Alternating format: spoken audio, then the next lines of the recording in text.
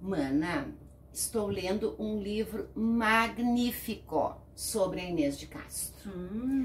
Deu-me uma vontade danada de fazer uma visita a ela. Vamos até a casa da Inês tomar um chá ou um café. Eu até preferiria um café. Olha, eu até gostaria. Mas tu sabe o que diz aquela expressão, né? Agora é tarde, a Inês é morta. Vocês sabem a origem, a história dessa expressão? Vamos contar tudo isso para vocês, essa tragédia, neste vídeo. Mas antes de viajarmos lá para Portugal no século XIV, deixe o seu like e inscreva-se no nosso canal para receber as notificações dos próximos vídeos.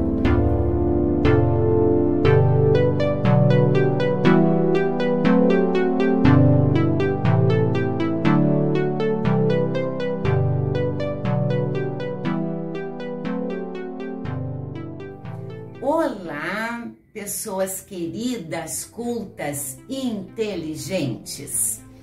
Coisa boa ter vocês aqui no nosso canal, chamado Cultura Que Cousa.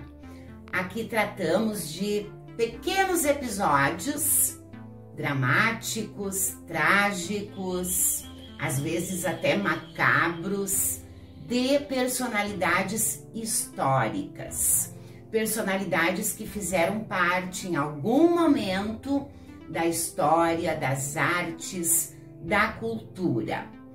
E hoje trataremos de uma personagem chamada Inês de Castro. Vocês já ouviram o nome dela no diálogo inicial que tivemos aqui. E algo terrível aconteceu com Inês de Castro. Quem foi Inês de Castro, pessoal?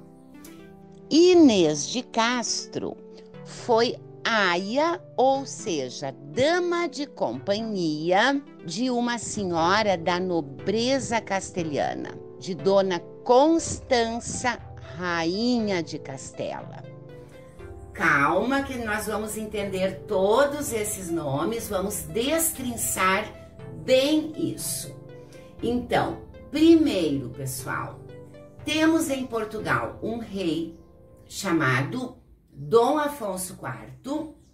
Estamos no século XIV, anos de 1300, primeira metade dos anos 1300. Este rei de Portugal, Dom Afonso IV, tem um filho, príncipe, portanto, chamado Dom Pedro I, que, detalhe aqui, parênteses, esse Dom Pedro I não tem nada a ver com o nosso Dom Pedro I aqui do Brasil, imperador, né? Que foi imperador no século XIX, independência ou morte e tal. Tá? Na verdade, até interessante vocês saberem, talvez muitos de vocês não saibam, o nosso Dom Pedro I, século XIX, imperador, independência ou morte, em Portugal ele não era conhecido como Dom Pedro I, ele era Dom Pedro IV. Em Portugal. Só que como aqui no Brasil nunca tinha havido um Dom Pedro na monarquia, este Dom Pedro IV de Portugal, aqui no Brasil, nomeou-se como Dom Pedro I. Mas o único Dom Pedro I de Portugal é esse da nossa história com a Inês de Castro, lá no século XIV. Então, Dom Pedro I, filho do rei Dom Afonso IV, vem a casar-se com uma dama da corte de Castela, na Espanha.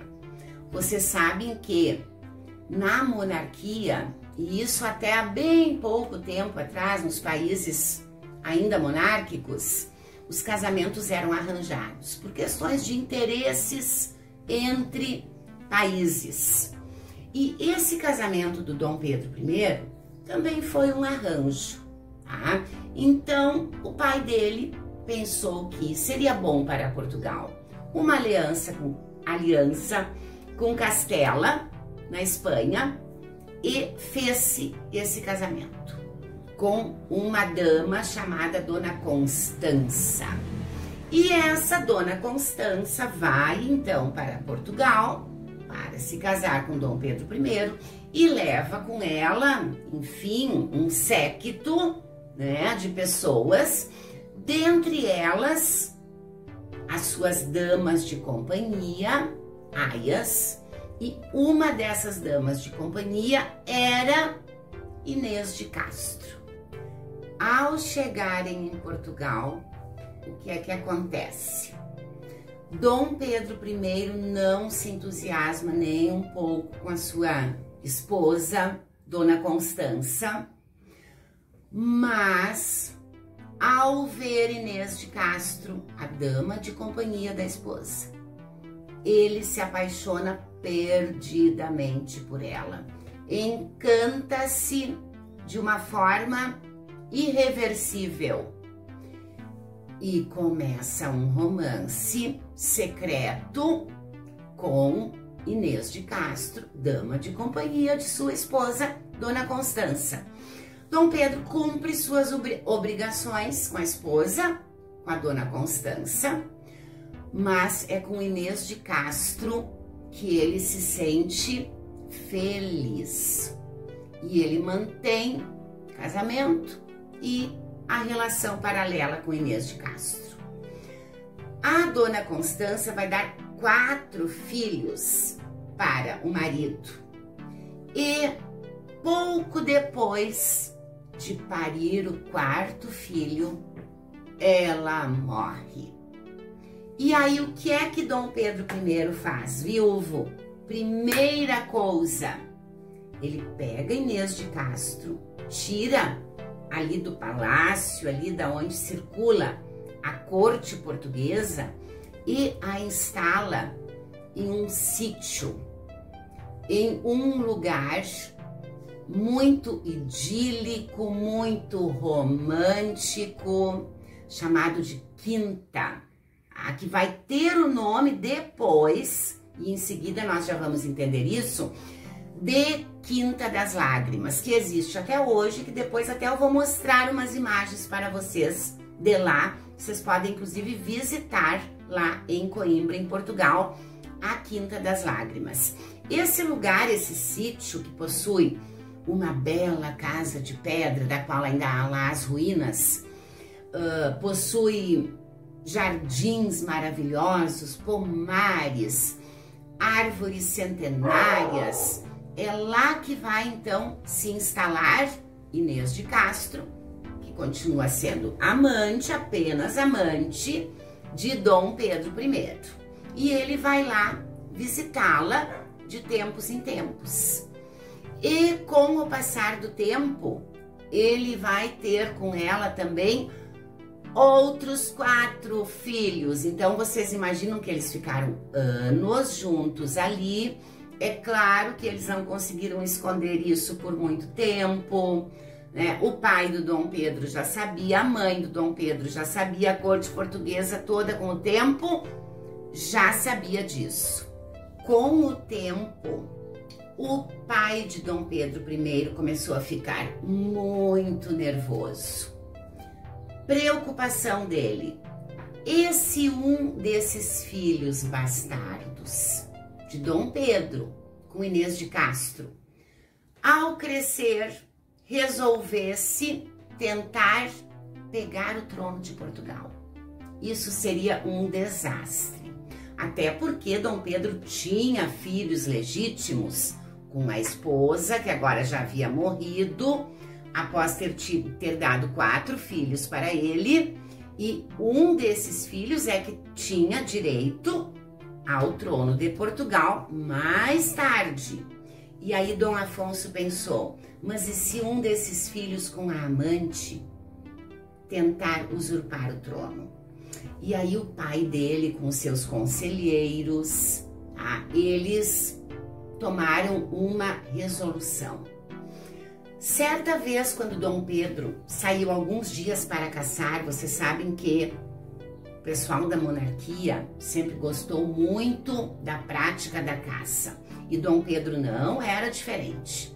Ele saía de tempos em tempos para dias de caçada. E aí, num desses dias em que ele iria se ausentar, o pai dele, com os seus conselheiros, montaram um trio de homens ali da corte para irem até a quinta, lá onde morava, onde estava bem tranquila a Inês de Castro, com os seus 4 filhos, e eles iriam assassiná-la, como de fato o fizeram. Como é que isso aconteceu, pessoal? Entraram na quinta, que nessa época ainda não se chamava Quinta das Lágrimas. Ela passou a se chamar Quinta das Lágrimas justamente após o assassinato, já vamos chegar em seguidinha lá.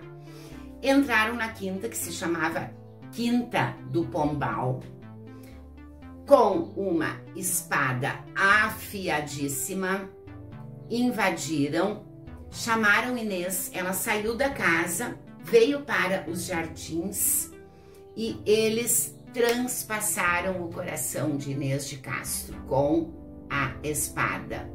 E ela caiu sangrando, mortinha. Detalhe importante, pessoal.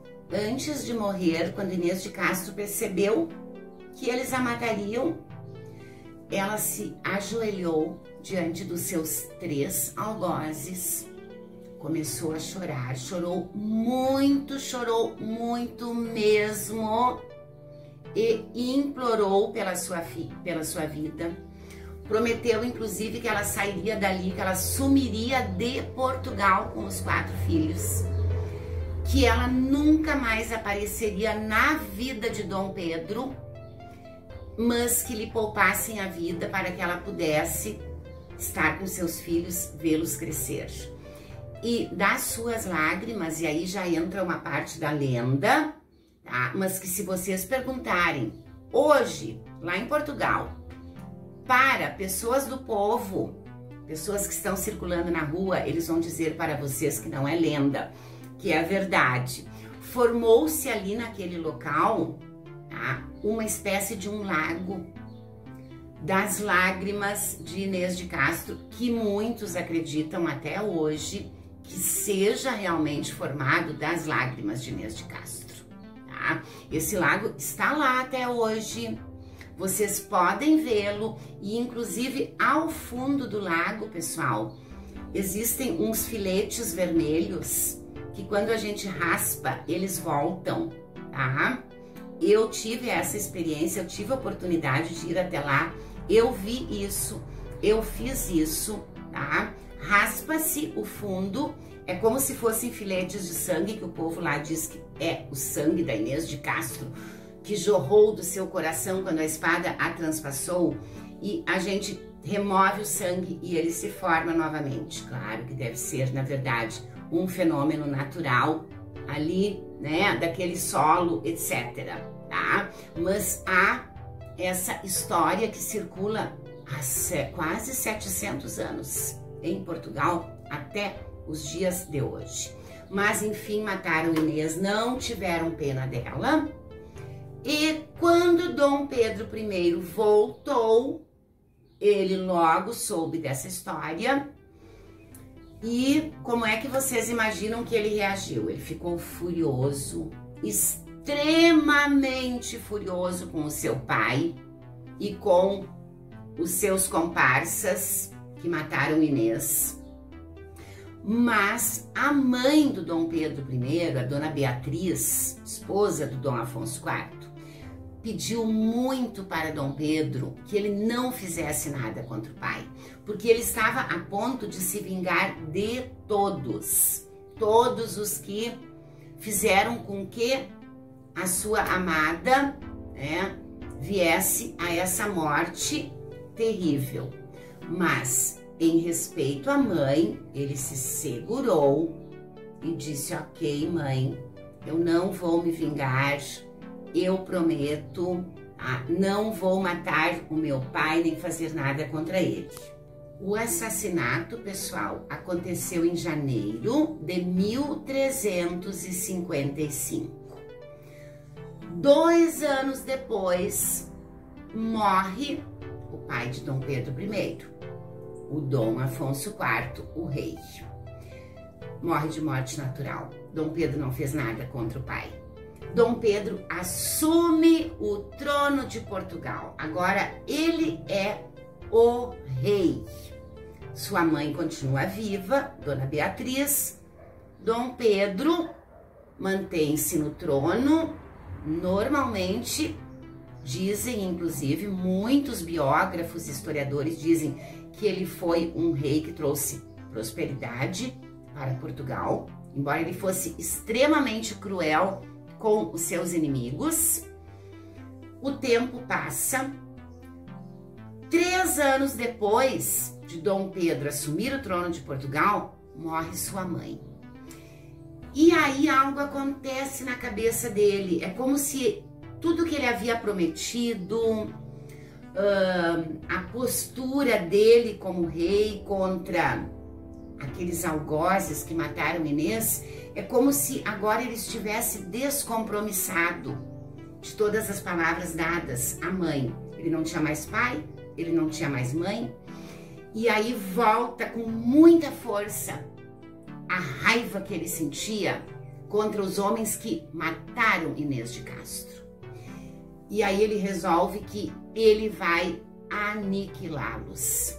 E ele manda persegui-los. Eles já tinham fugido. Aliás, assim que o Dom Afonso IV morre, eles se mandaram de Portugal, porque eles já temiam uma vingança de Dom Pedro.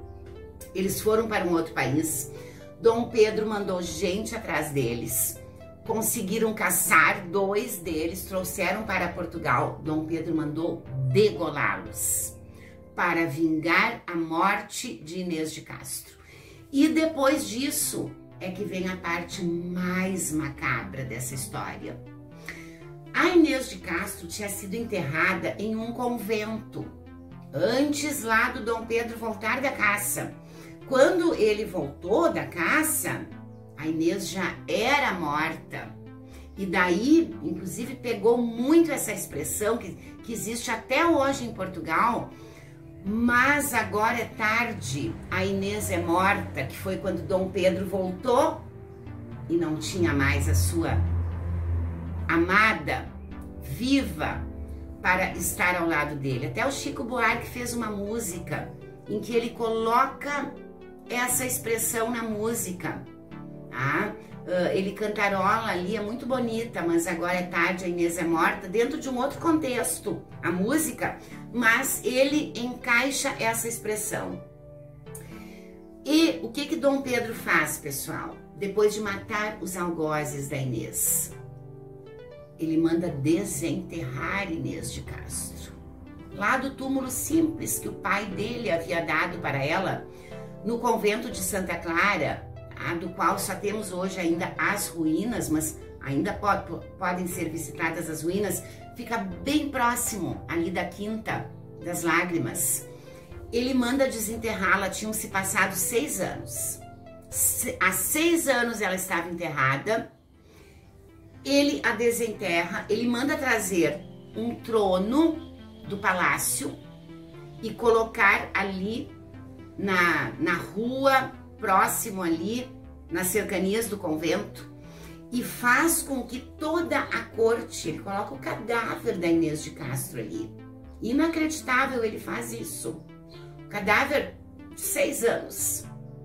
E ele faz com que a corte passe ali e beije a mão do cadáver. Sentado, ele consegue sentá-la no trono através de artifícios, e as pessoas têm de passar e fazer um beijamão.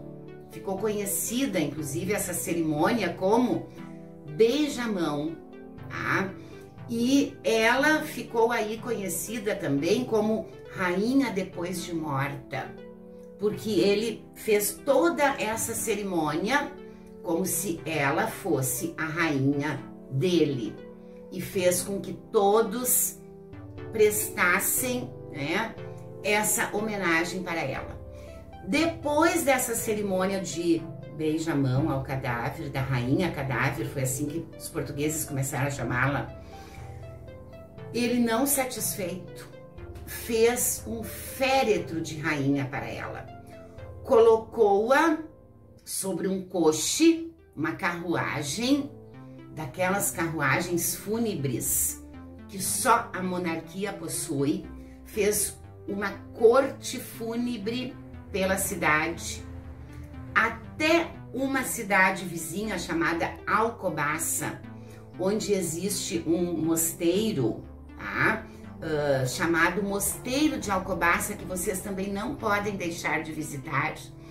E lá ele faz um enterro de rainha com povo, corte, todo mundo seguindo aquela carruagem pelas ruas até Alcobaça, e lá ele a sepulta. Preciso ainda, pessoal, dar um destaque especialíssimo para a tumba da Inês de Castro e até do Dom Pedro I, que ele mandou fazer para ele também, da seguinte forma: quando ele planeja esse féretro de rainha para ela, conduzindo-a até o mosteiro de Alcobaça, ele já havia mandado fazer a tumba para ela, e sobre a tumba, esculpido em mármore, está o corpo, né, a figura, a estampa toda de Inês de Castro, tal como ela era em vida, em tamanho natural. E de frente, ela está assim, aqui, digamos, de frente para a tumba dela, ele já mandou junto fazer uma tumba para quando ele morresse, tendo sobre a sua futura tumba o corpo dele, Dom Pedro I, esculpido também, tal como ele era em vida, em tamanho natural. E ele mandou fazer, então, ambos esses túmulos, um de frente para o outro, tá? Pé aqui com pé, tá? Porque ele dizia que quando eles ressuscitassem, eles levantariam e já ficariam um de frente para o outro. E que então, no momento da ressurreição, tá? A primeira coisa que cada um deles veria seria um ver ao outro novamente e ficarem então juntos para sempre. Essa tragédia de Inês de Castro, rainha depois de morta, a rainha cadáver, ela foi registrada ao longo dos séculos por muitos historiadores, por muitos biógrafos. Eu escolhi um deles, pessoal, e quero ler para vocês um parágrafo de uma das biografias da Inês de Castro, que é uma das minhas prediletas, que é deste livro intitulado Inês de Castro. Já está bem antiguinho, é bem velhinho o meu livro, tá?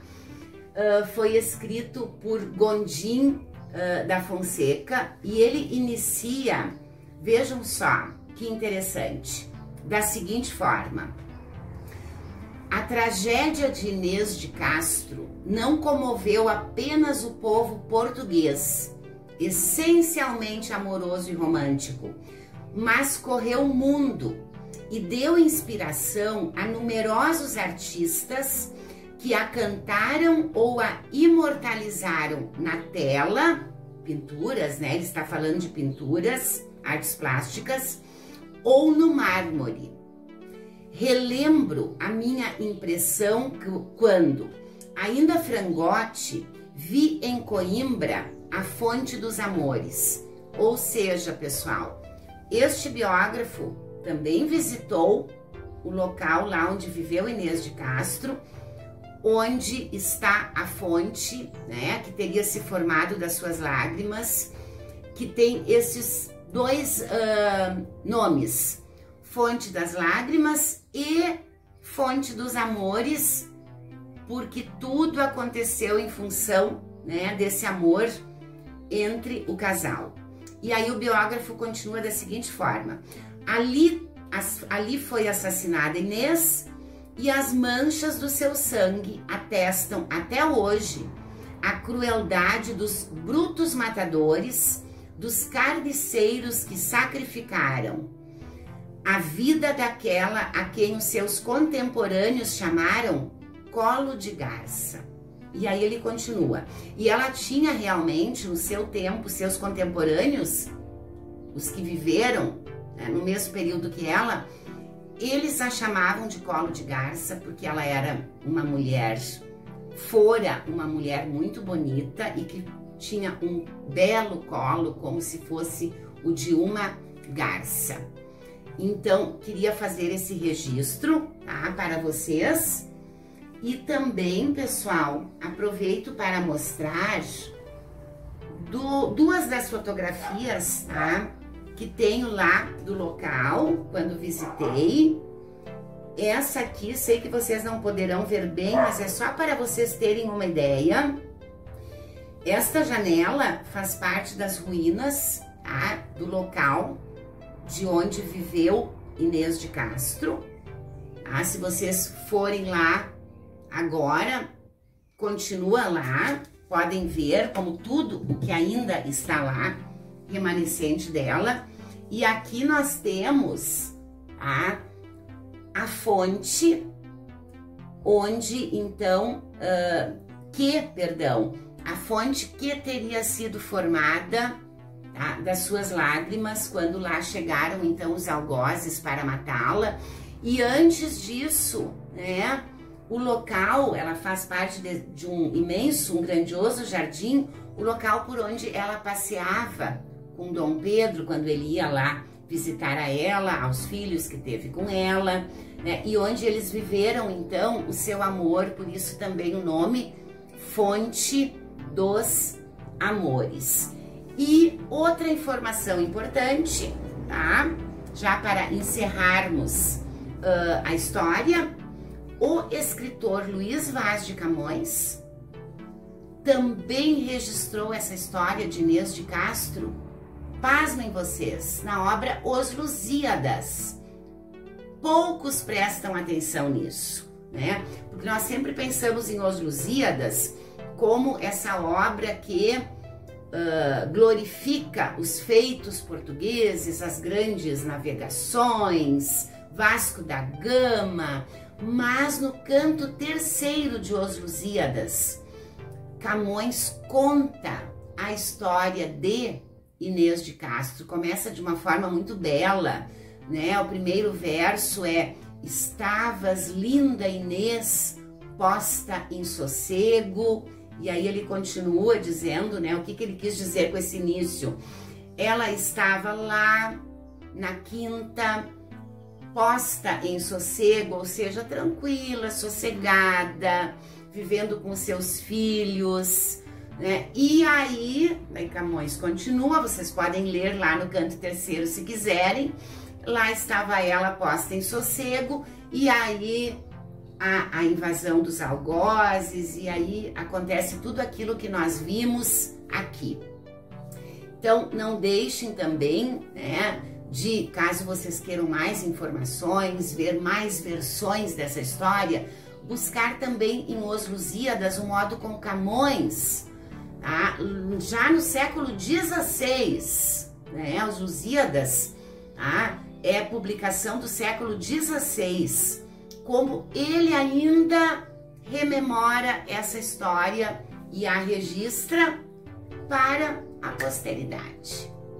Quando vocês forem a Portugal, não deixem de visitar Coimbra, a Quinta das Lágrimas, a Fonte dos Amores, as ruínas da casa de Inês de Castro, as águas com seu sangue derramado. E também não deixem de ver a Universidade de Coimbra, né? bem como outros locais histórico-culturais.